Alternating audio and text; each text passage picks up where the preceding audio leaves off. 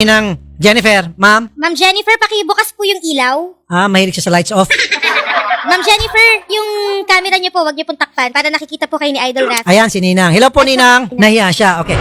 Ninang, magandang hapon po, Ninang. Hello po, good afternoon po. Opo. Ninang, totoo ba? Hanggang ngayon, kayo pa rin ang inaanak mong si Rogelio? Sige po. Noong January po, nag-usap na po kami na lahat po, wala na pong koneksyon. Umiba na po ako ng number. Noong January po, nag-usap-usap po kami, kasama po yung magulang nila, at nagsabi po kami na tatapusin na po yun. Nag-iba na po ako ng number, kaya wala na po kaming koneksyon. Nagulat na lang po ako nitong mga nakaraang linggo, na may mga pinost naman po si Rosmi, na mga masasama pong mga hindi ko rin po alam, kasi wala na akong koneksyon sa kanila. Hindi na rin po nagko-contact yan si Rogelio sa akin. Pinasa ko po, Sir Rafi, yung picture na sa cellphone ng asawa ko sa Messenger. Yung bagong account po ni Jennifer, ang nakalagay, ang yung profile niya, yung may hawak na bulaklak, bago po yun. Kasi sabi ng mga friends ko, bagong account siya pa po yung gumagamit. Tapos, nakalagin na naman sa Messenger ng asawa ko. Last day lang po, tinignan ko, deactivated na po. Okay, so Ninang, gusto mo sagutin yon?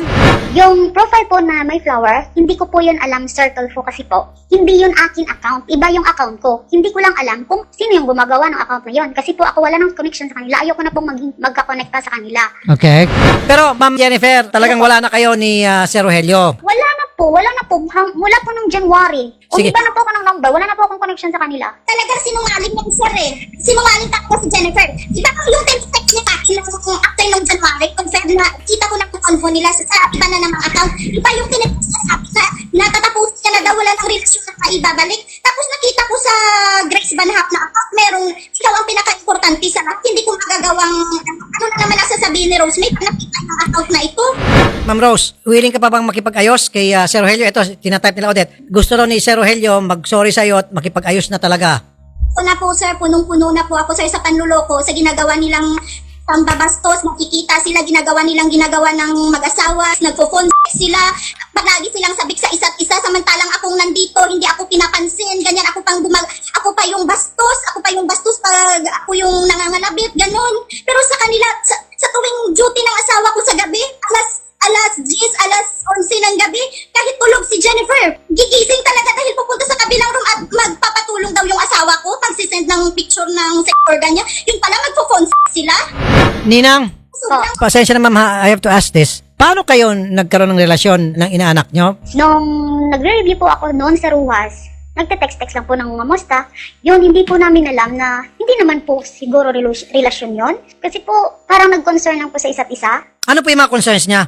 Nung nangangamusta lang po, kung kamusta daw po yung sitwasyon ko, yun lang po. Ba't niya kinukumusta ang sitwasyon niyo, ma'am? Kasi po, namatay po yung husband ko noon.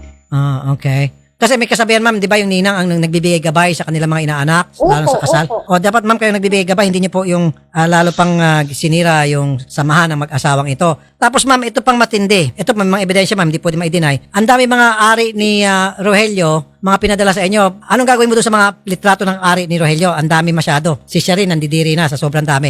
Iba-ibang anggulo pa. Ba't kinakailan pa angguluhan pa? May nakataas, nakababaraw, nakakaliwa, kanan. Sherry, taon ng taon, Sherry. Hindi ko naman yun po sir titingnan. Hindi ko naman po talaga nakikita yan eh. Ay, di mo nakikita. Pinadala sa'yo. So, nung pinadala sa'yo, gano'n mo, ayaw ko tingnan yan. Gano'n. Ma'am Rose, ano ibig sabihin nun, Ma'am Rose? Kasi sir, sabi ng asawa ko, ang term dyan, mapabulig, magpapatulong daw sir. Sabi ng ninang niyang kabit. Sabi niya, nanonood pa siya ng Killer Bride kasi pagising pa yung mga bata, hindi pa pwede sir, hindi pa siya kabilang room na walang tao. Tapos pag okay na, sasabihin ng asawa ko, okay na lang ga, tawag ka na. Tapos after ilang minutes, sasabihin, thank you so much lang ga, I love you, I miss you so much, ganyan-ganyan po. Kasi tapos na. Nakaraos na. Oo, nakaraos na. Yan. Tapos hindi ka ng babae na hindi niya daw makikita yung ari ng asawa ko. Ano yung mga chinachat na miss ko na, sarap palang matulog sa maghuli daw, magkasiping sa aircon. Miss ko na yung yung hug mo lang ga, ang amoy ng buhok mo, ang bango-bango. Tapos miss ko na yung tanday ba, yung paa, sa paari ng asawa ko. Ang bakastos nila, nagawa nila yun. Nako po. Talaga hindi pa maamin-amin. Ganyan pala. Kasi ang sabi ng babae, lahat gagawin niya para maging masaya yung asawa ko. Ma'am Jennifer, para maging fair naman kami rito. Ma'am, may gusto kayong ibigay na reaksyon doon sa mga pinagsasabi po ni Mrs. Gallardo, madam? Siguro po Sir Rafi Tulfo, kasi po sa akin po, natapos na po yun. Hihingi po ako ng pasensya sa kanya kasi hindi ko po intensyon na sisirain yung family nila. Kaya nga po tinapos namin nun. Pero yung mga masisila na bagay, hindi ko po talaga maaaring gawin yun, Sir Tulfo. So, hindi nangyari yung sex video call na malaswa. Tapos, yung pag nagpapadala po sa inyo yung si Rogelio ng mga ari niya, picture, hindi niyo po tinitingnan. Okay. Kasi po, Sir Rafi, pag totoong pinapadala yun sa akin sa gabi, wala naman po kaming connection sa amin kasi po nasa probinsya kami. Paano ko po makikita yun? Pero ma'am, doon sa text may sumasagot ho kayo eh. Paano yon? Kaya sumasagot na, sabi ko ready na sir, transfer ko sa kabilang kwarto na walang tao, tapos sabihin hindi daw nakikita. Yun din yung sinabi niya sir sa akin nung Feb, hindi niya daw nakikita po kasi para lang po yun sa Ma'am Jennifer, natanggap nyo kasi the fact na sumasagot kayo, may mga ebidensya rito, sinasagot nyo na ready na. Okay, let's go. Tawag po yan, hindi po video call. Wala naman palang internet pala doon kay Ninang. Ba't ka pa nagpapagod na picture mong ari mo at pag ipadala yung kay Ninang, alam mo hindi matatanggap at ang daming picture ng mga ari mo. Inamin ko naman po yung pagkakamali namin Sana sir, pakipag-ayos pa ulit Ang CP ko po sir, pwede ko po ibigay sa kanya. Hindi na po ako mag-CCP para ano lang sir. Okay. Mapapatawad mo ba siya, ma'am? Hindi sir, nagamit pa siyang ibang cellphone sa trabaho. Kahit nga maiwan niya ang cellphone niya, may code dito. Pero nakukontak niya pa rin pagdating doon, may hinihiraman pa rin siya na CP sir. Ako nang naaawa sa sarili ko sir. Ito mga netizen, kanina pa nagkagulo. Kung meron daw lang pinapadalang badiday, I don't know, wala. Si Toto lang atang pinapadala. Sa mga netizen humingi, walang badiday dito, puro Toto lang. Okay, alam na nila yung kung ano yun. This time, netizen naman, netizen power ang tawag nito. Ninang, ito pa galing sa mga netizen.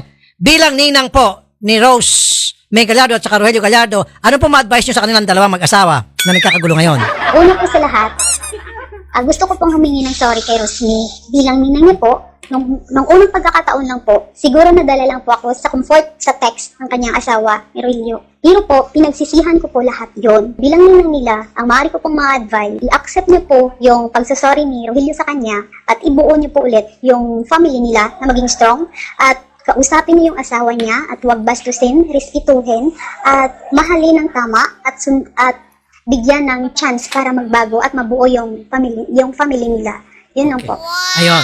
Tapos sir, ito pa yung sabi ng ninang sa chat. Baka ito na namang account na to yung makita ni Rose May. Ano na naman yung sasabihin niya langga. Grabe, sir, magaling talagang gumawa ng storya si Jennifer, sir. Kasi before tinawagan niya na ako, iiwas na daw siya. Pero iba naman yung chat niya sa asawa ko.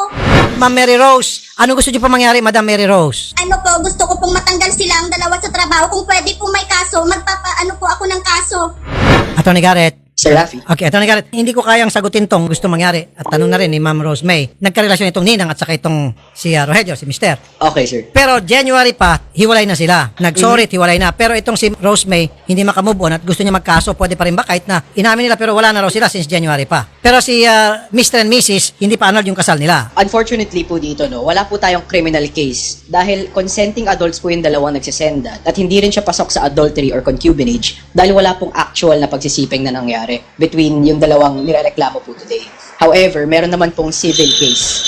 Ang civil case natin dito is under yung abuse of rights nga or yung civil code provision natin which prevents people from prying, meddling, intervening, or vexing in the private relations of other people. Ang criminal lang natin dito, sir, is napakaliit, which is unjust vexation. If ako ang tatanungin, it's not worth the complainant's time, sir. Okay, civil na lang. Anong habol niya sa civil case, Attorney Garrett? Sa civil po, it's for damages, sir. Dahil totoo naman na masakit yun, may mga gabi hindi siya nakakatulog, ang kanyang pag-iisip ay laging nagugulo, pwede po siya mag-habol ng damages in a civil case. How about yung kung i-criminal yan dahil yung pain and suffering or mental anguish na niranas niya dahil itong pinanggagawa ng dalawa, lalo pat ninang niya? If we can stretch it, sir, mapakita natin na severe ang mental anguish na nararamdaman ng ating complainant. May violence against women and children naman tayo. And I think ang maganda dyan is patignan natin sa psychologist. Kapag pattern of behavior na po to ng ating respondent, and yung pattern of behavior ay nagkakos sa ating complainant na mga gabi na hindi siya makatulog, na mali na ang kanyang pag-iisip dahil dito, then and pwede tayo magkaso ng vowsy, sir. Ma'am Rose, Po, sir. kayo ba hindi na nakatulog dahil dito po sa magkarelasyon na dati si Jennifer at si Rogelio? Ilang days, weeks na po na hindi po nasa normal na hindi nakakatulog ako. Every other day, umiiyak na parang hindi matitigil, sir.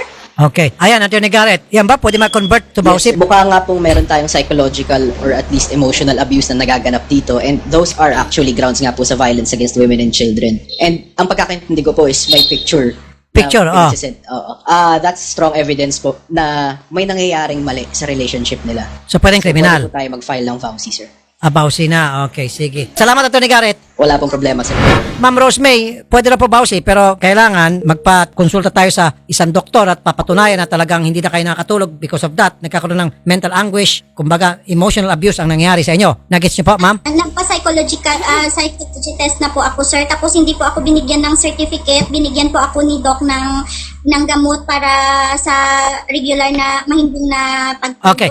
Ma'am, ganito. Sa korte, kailangan po yung opinion ng doktor tungkol po doon sa ginawa niyang pag-examine sa inyo kung talaga bang kayo po ay apektado doon sa naging relasyon po ni Mr. Gallardo at saka ni Miss Barreto. Kung gusto niyo po kami tatawag or kung ayaw niya, yung korte naman din naman, i-require yung doktor. Pero kailangan magbigay yung doktor ng opinion. Opo, sir. Kasama sa bahay niya yan. Magbibigay ba si doktor? Opo, pag kailangan daw po. Okay, sige. Kasi po, depende doon sa sasabihin ng doktor, opinion ng doktor, yun po ang pagbabasehan ng korte para kayo po ay makapagkaso. Then dyan po matutulungan namin kayo. Okay? Opo, sir. Sige po.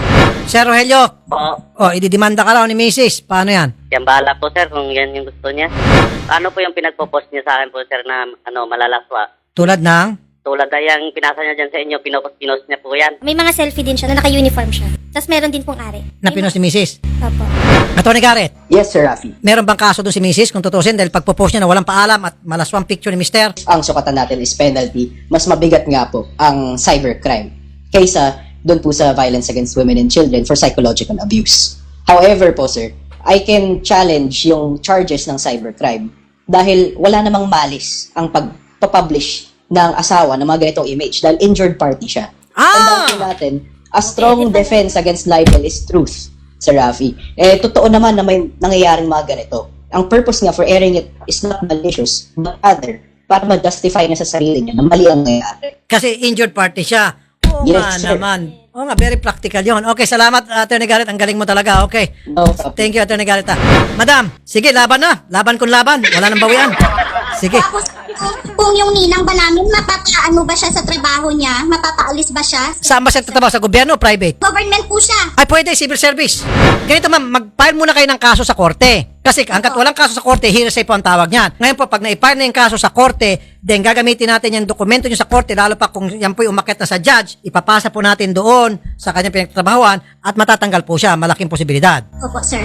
Mr. Gallardo, Oo. pwede naman kayo magkaso sa anti-cybercrime, pero sabi ni Atty. Garrett, pag naglabanan kayo sa korte, malaking tsansa na mababaliwala yung kaso mo dahil si Mrs. ay injured party at ipinost niya yon base sa kanyang mga nakita at sinasabi lang niya ang katotohanan, ito ay nangyaring mga kalaswaan at pinupost niya na walang mali siya. Hindi lang po ako ang pinost niyan. Mas matindi po yung sa babae. Ganon din po yun, sir. Injured party siya eh. Sige sir, kung yan po ang gusto niya, wala po akong magagawa. Sige po, ganon na lamang po, sir. Pero kami po, sa side po ni Mrs., tutulong po kami.